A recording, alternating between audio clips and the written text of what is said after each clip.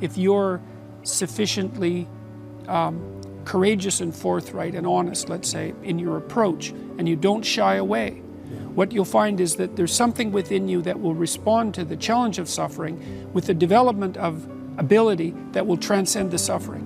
So the pessimism is, yeah, well, life is rife with problems at every level. But the upside is, if you turn and confront that voluntarily, that you'll find something in yourself that can develop and master that. And so the optimism is nested in the pessimism, and that's extremely helpful to people, especially people who are struggling, because they think, oh my God, life is so difficult, I don't know if I can stand this, there must be something wrong with me, does anybody else feel this way? And you can say, yes, everyone feels that way at some time, but that's, and it is as bad as you think, but you're more than you think you are. You're more than you think you are. And what I really like about this too is it's very much in keeping with the clinical data. So for example, what you do as a clinician, as a clinical psychologist, as a psychiatrist, as any mental health professional who's well trained, is if people are afraid of something that's standing in their way as an obstacle, like maybe you're trying to develop your career and you're afraid of public speaking. Well, I could try to calm you down about your fear and protect you from the challenge that would be associated with public speaking. You say, well, you never have to do that. Or I could say, no, look, you have to learn to present yourself more effectively in public if you're going to develop your career. And you're afraid of it.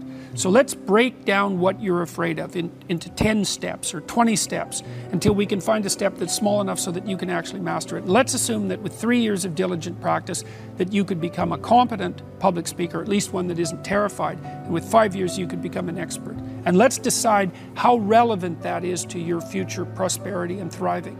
And then let's assume that if you break it down properly and take it on step by step in this incremental way that we discussed, that you'll actually master every single bit of it. And the thing that's cool about that is all the clinical evidence shows it works.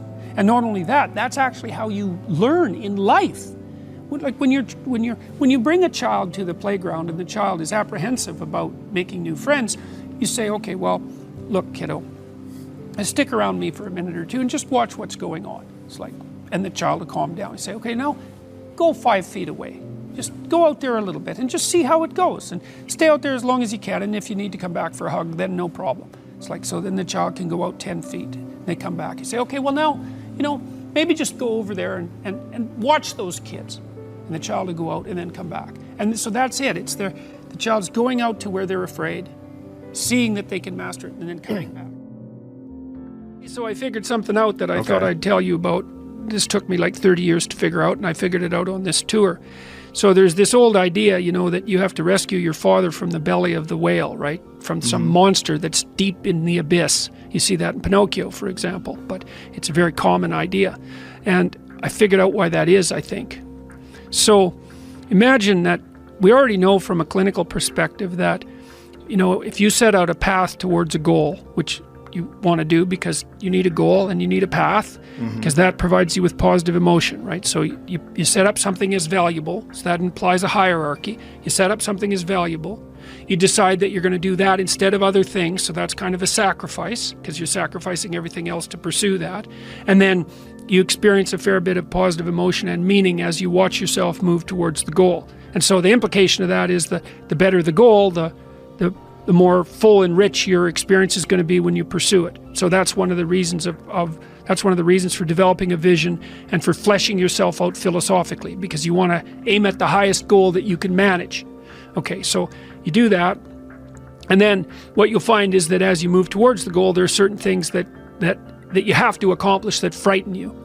Maybe you have to learn to be a better speaker, a better writer, a better thinker, or you have to be better to people around you, or you have to learn some new skills and you're afraid of that, whatever, because it's going to stretch you if you pursue a goal, and so that'll put you up against challenges. Okay, so all the clinical data indicates, well, the opposite of safe spaces, as Jonathan Haidt has been pointing out, that what you want to do when you identify something that someone is avoiding that they need to do because they're afraid, you have them voluntarily confront it. And so you break it down. What you try to do if you're a behavior therapist is you break down the thing they're avoiding into smaller and smaller pieces until you find a piece that's small enough so they'll do it. And it doesn't really matter as long as they start it. you know, then they can put the next piece on and the next piece. And what happens is they don't get less afraid, exactly, they get braver.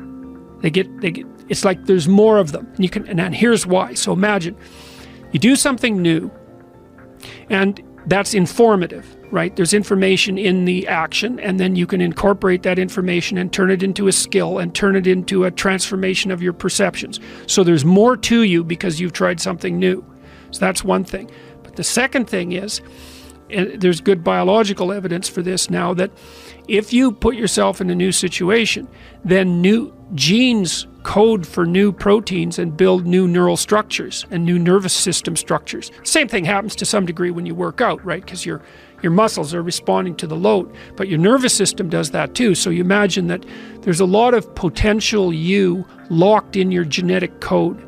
And then if you put yourself in a new situation, then the stress, that's the situational stress that's produced by that particular situation, unlocks those genes and then builds new parts of you.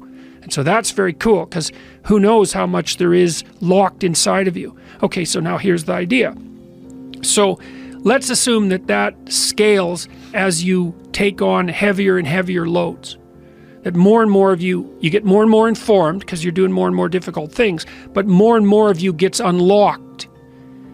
And so then what that would imply is that if you got to the point where you could look at the darkest things, so that would be the abyss, right? That would be the deepest abyss. If you could look at the harshest things, like the most brutal parts of the suffering of the world and the malevolence of people and society, if you could look at that straight and directly, that would turn you on maximally. And so that's the idea of rescuing your father, because imagine that you're like the potential composite of all the ancestral wisdom that's locked inside of you biologically. But that's not going to come out at all unless you stress yourself, unless you challenge yourself. And the bigger the challenge you take on, the more that's going to turn on. And so that as you take on a broader and broader range of challenges and you push yourself harder, then more and more of what you could be turns on, and that's equivalent to transforming yourself into the ancestral father. Because you're like the, what would you call it? You're the consequence of all these living beings that have come before you. And that's all part of your biological potentiality. And then if you can push yourself, then all of that clicks on, and that turns you into who you could be. That's the re-representation of that positive ancestral father. So that's why you rescue your father from the belly of the beast. Another thing I've often asked my undergraduate classes is, you know, there's this idea that people have a conscience. And you know what the conscience is. It's this feeling or voice you have in your head just before you do something that you know is stupid, telling you that probably you shouldn't do that stupid thing. You don't have to listen to it, strangely enough. But you go ahead and do it anyways, and then, of course, exactly what the conscience told you was going to happen inevitably happens, so that you feel even stupider about it than you would if it happened by accident. Because you know, I knew this was going to happen, I got a warning it was going to happen, and I went and did it anyways. And the funny thing too is that conscience operates within people, and we really don't understand what the hell that is. So you might say, well, what would happen if you abided by your conscience for 5 years or for 10 years? What sort of position might you be in? What sort of family might you have? What sort of relationship might you be able to forge? And you can be bloody sure that a relationship that's forged on the basis of who you actually are is going to be a lot stronger and more welcome than one that's forged on the basis of who you aren't. Now, of course, that means that the person you're with has to deal with the full force of you in all your ability and your catastrophe, and that's a very, very difficult thing to negotiate. But if you do negotiate it, well, at least you have something, you have somewhere solid to stand, and you have somewhere to live, you have a real life. And it's a great basis upon which to bring children into the world, for example, because you can have an actual relationship with them instead of torturing them half to death, which is what happens in a tremendously large minority of cases. Well, it's more than that too, because, and this is what I'll close with, and this is why I wanted to introduce Solzhenitsyn's writings to you. You see, because it isn't merely that your fate depends on whether or not you get your act together and to what degree you decide that you're going to live out your own genuine being. It isn't only your fate, it's the fate of everyone that you're networked with. And so, you know, you think, well, there's 9 billion, 7 billion people in the world. We're going to peak at about 9 billion, by the way, and then it'll decline rapidly. But 7 billion people in the world, and who are you? You're just one little dust mote among that 7 billion. And so it really doesn't matter what you do or don't do, but that's simply not the case. It's the wrong model, because you're at the center of a network. You're a node in a network. Of course, that's even more true now that we have social media. You'll know 1,000 people, at least, over the course of your life. And they'll know 1,000 people each, and that puts you one person away from 1,000,000, and two persons away from 1,000,000,000. And so that's how you're connected. And the things you do, they're like dropping a stone in a pond. The ripples move outward, and they affect things in ways that you can't fully comprehend. And it means that the things that you do and that you don't do are far more important than you think.